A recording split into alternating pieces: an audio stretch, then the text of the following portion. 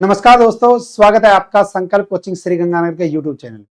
जो इस YouTube channel पे आया है वो पहली बार, वो चैनल को सब्सक्राइब, जो वीडियो देख रहा है वीडियो को लाइक और अपने दोस्तों के साथ शेयर करना ना भूलें। सुबह 6:15 बजे एक जादुई क्लास लगती है संजय सर के द्वारा, वो क्लास आप रोजाना लगाया करें। इसके अलावा 7:15 बजे लगती है राजस्थान करंट जीके की, वो क्लास भी आप रोजाना जरूर लगाया करें। इसके अलावा अपना तीसरा यानी कि पार्ट आ जाता है इंडिया और वर्ल्ड का करंट, और ये क्लास आपके लिए रहेगी। राजस्थान का भूगोल 41 जिले और 7 संभाग के अनुसार आपको जो है वो पूरा बैच मिल जाएगा, यानी कि लाइव कोर्स मिल जाएगा 499 रुपए के अंदर, और मार्केट में आपको बुक जो है वो अवेलेबल है। अगर आपका घर परिवार में कोई बीएसटीसी की तैयारी करना चाहता है तो 21 जनवरी से बैच शुरू होने वाला है। रीट मुख्य परीक्षा का 7 जनवरी से और ग्रेड सेकंड शिक्षक 9 जनवरी से बैच प्रारंभ हो चुका है। ज्यादा जानकारी के लिए संपर्क करें 98 750 75 25। इसके अलावा अपनी मार्केट में राजस्थान करंट अफेयर्स की तीसरी मासिक पत्रिका जो है वो आ चुकी है, आप इसको परचेज कर सकते हैं। अब शुरू करते हैं अपनी क्लास, और क्लास का पहला क्वेश्चन। इसरो द्वारा PSLV polar satellite launch vehicle C-60 के क्रोप्स एक्सपेरिमेंट के तहत अंतरिक्ष में भेजे गए किन बीजों में अंकुरण हुआ है? देखो कितना अच्छा क्वेश्चन आता है। अंतरिक्ष में जो है वो बीजों में अंकुरण होना शुरू हो चुका है। आने वाले समय में हो सकता है कि मानव जीवन भी संभव हो जाए। हम ये कहते हैं कि जी अंतरिक्ष में यान गए, अंतरिक्ष में व्यक्ति गए, क्या वहां जीवन संभव है? आने वाले समय में हो सकता है या होगा, ठीक है, अभी कुछ नहीं कह सकते। लेकिन अगर देखें तो किन बीजों में, तो वो लोबिया बीजों में क्या हुआ है? अंकुरण हुआ है। यह अंतरिक्ष का इसरो द्वारा पहला जैविक प्रयोग है। Crops compact research module for orbital plant studies. Crops का पूरा नाम आपको याद रखना है। ये ऑटोमेटिक प्लेटफॉर्म है, इसे विक्रम साराभाई अंतरिक्ष केंद्र से बनाया है। 30 दिसंबर 2024 श्रीहरिकोटा से स्पेडेक्स यानी space docking experimental mission launch किया था। इसके तहत PSLV C-60 रॉकेट से 2 स्पेसक्राफ्ट को पृथ्वी के 470 किलोमीटर ऊपर डिप्लॉय किया था।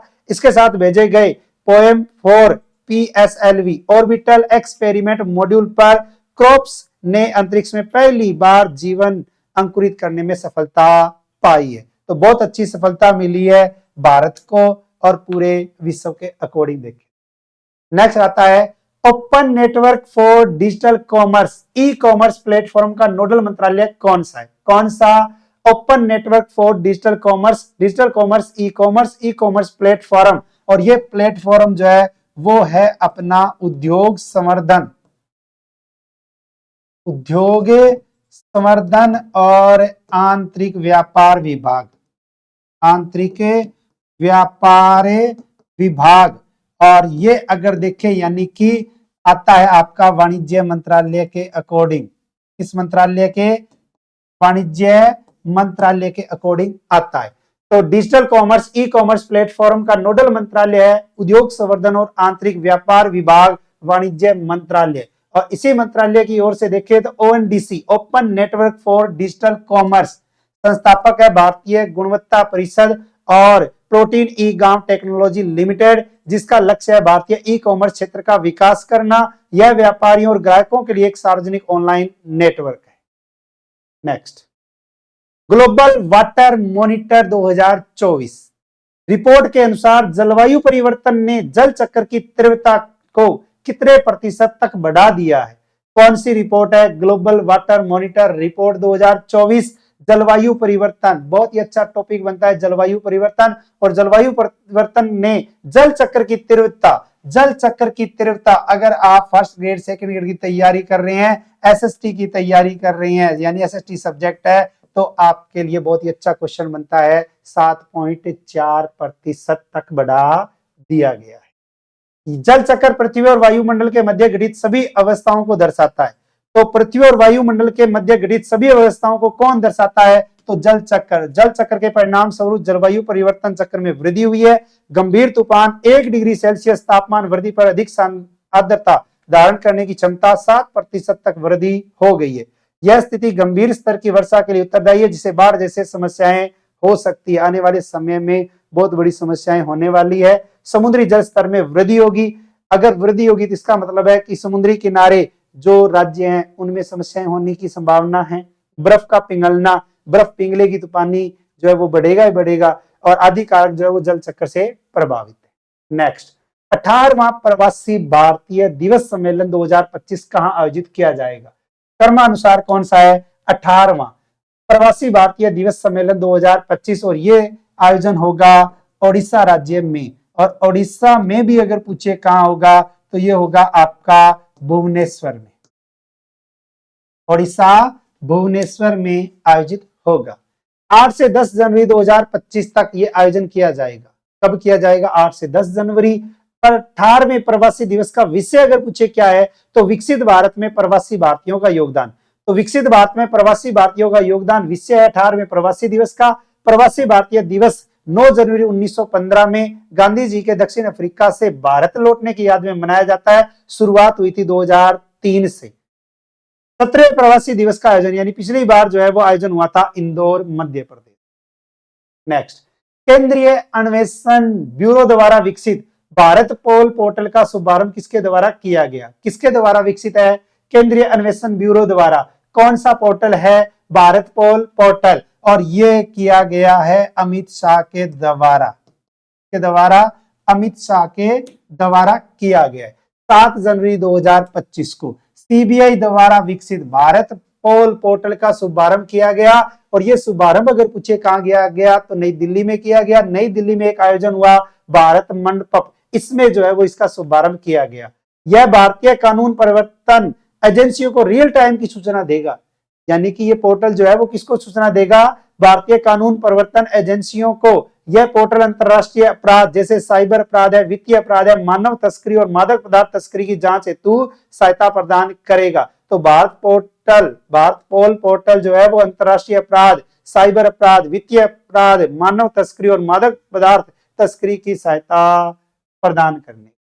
नेक्स्ट, इसरो के नवनियुक्त अध्यक्ष का नाम क्या है? बहुत ही अच्छा और इंपॉर्टेंट क्वेश्चन बनता है।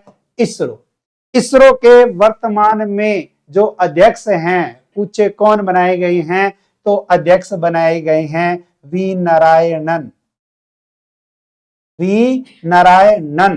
नारायणन जो है वो वर्तमान में इसरो के नए अध्यक्ष बनाए गए हैं। पहले जो पढ़ते थे वो कौन थे? वो थे डॉक्टर एस सोमनाथ। और इन्होंने एस सोमनाथ का क्या लिया है? स्थान लिया है। पदभार ग्रहण किया 14 जनवरी से करेंगे और 2 वर्षों तक ये जिम्मेवारी संभालेंगे। इसरो भारतीय अंतरिक्ष अनुसंधान संगठन भारत की अंतरिक्ष एजेंसी है जिसकी स्थापना 15 अगस्त 1969 को हुई थी। मुख्यालय अगर पूछे कहां है तो बेंगलुरु यानी कर्नाटक में। और इसरो का उद्देश्य अगर देखें तो राष्ट्रीय विकास के लिए अंतरिक्ष प्रौद्योगिकी का उपयोग करना है। नेक्स्ट, इंडोनेशिया ब्रिक्स का नया सदस्य कब बना है? ब्रिक्स यानी कि B for Brazil, R for रूस, I for India, C for China, S for दक्षिण अफ्रीका, साउथ अफ्रीका। इंडोनेशिया जो है वो बना है 7 जनवरी 2025 को। अगर आप सेकंड ग्रेड फर्स्ट ग्रेड की तैयारी कर रहे हैं तो उसके अंतर्गत जो है वो आपका टॉपिक आता है और उसी में जो है वो ये पूछा जा सकता है कि ब्रिक्स का नवीनतम सदस्य देश जो है वो कौन सा बना है तो इंडोनेशिया बना है। यह घोषणा ब्राजील द्वारा की गई है। इंडोनेशिया आधिकारिक तौर पर ब्रिक्स का पूर्ण सदस्य बन गया है। कुल सदस्य देखें तो कितने हैं? 10। तो भारत, ब्राजील, चीन, रूस, दक्षिण अफ्रीका ये तो पहले से थे। उसके बाद में मिस्र, ईरान, यूएई, इथोपिया और इंडोनेशिया। जुलाई 2025 में ब्रिक्स का सम्मेलन अगर पूछे कहां होगा तो ब्राजील में होगा। बहुत ही अच्छा क्वेश्चन बनता है। अब अगर कोई क्वेश्चन आए जैसे मान लो आईआरएस में क्वेश्चन पूछ ले कि 2024 का ब्रिक्स सम्मेलन कहां आयोजित हुआ था तो रूस में हुआ था। कहां हुआ था? रूस के अंदर हुआ था। नेक्स्ट, वन्यजीव अपराधों पर अंकुश लगाने के लिए कर्नाटक में किस ऑनलाइन एफआईआर प्रणाली का शुभारंभ किया गया? वन्यजीव अपराधों को रोकने के लिए, वन्यजीव जो हत्या है उसको रोकने के लिए, अंकुश लगाने के लिए किस राज्य ने, कर्नाटक राज्य ने ऑनलाइन एफआईआर प्रणाली का शुभारंभ किया जिसका नाम दिया गया है गुरुडाक्सी। क्या नाम रखा गया है? गुरुडाक्सी रखा गया है। गुरुडाक्सी एक ऑनलाइन एफआईआर प्रणाली का शुभारंभ है जो किया गया है किस राज्य के द्वारा? कर्नाटक के द्वारा। यह सॉफ्टवेयर पुलिस विभाग एफ की तरह कार्य करने में सक्षम है। इस प्लेटफॉर्म द्वारा आम जनता मोबाइल फोन या ईमेल के माध्यम से वन अपराधों की शिकायतें कर सकेंगे। इसमें सहयोगकर्ता कौन है? भारतीय वन्य जीव ट्रस्ट है। नेक्स्ट, कैलिफोर्निया में आयोजित 82वें वार्षिक गोल्डन ग्लोब पुरस्कार 2025 में सर्वश्रेष्ठ मोशन पिक्चर का अवार्ड किसे दिया गया है? आयोजन कहां हुआ? कैलिफोर्निया में। कौन सा संस्करण? 82वां वार्षिक गोल्डन ग्लोब पुरस्कार 2025। और इसके अंतर्गत एक मूवी जिसका नाम आता है द ब्रूटलिस्ट, द ब्रूटलिस्ट, और इसको सर्वश्रेष्ठ मोशन पिक्चर का अवार्ड दिया गया। सर्वश्रेष्ठ निर्देशक अगर पूछे कौन है तो ब्रेडी कॉर्बेट है। द ब्रूटलिस्ट नामक फिल्म है। सर्वश्रेष्ठ अभिनेता अगर पूछे तो एड्रियन ब्रोडी है द ब्रूटलिस्ट। और सर्वश्रेष्ठ अभिनेत्री पूछे तो फर्नांडा टोरेस है। आई एम स्टिल हियर नामक जो है वो मूवी है। और आयोजन अगर पूछे तो कहां हुआ? Los Angeles. लॉस एंजिल्स है कहां? अमेरिका के अंदर है, और लॉस एंजिल्स के कैलिफोर्निया के अंतर्गत हुआ। नेक्स्ट, राष्ट्रीय सांख्यिकी कार्यालय। राष्ट्रीय सांख्यिकी कार्यालय ने वित्तीय वर्ष 2024-25 के लिए भारत के सकल घरेलू उत्पाद में कितनी वृद्धि दर को अनुमानित किया है? अब वृद्धि दर अगर पूछे कितनी अनुमानित है तो वृद्धि दर है अनुमानित 6.4%। इकोनॉमी का बहुत अच्छा शानदार क्वेश्चन बनता है। 2023-24 में जो दर थी वो थी 8.2%।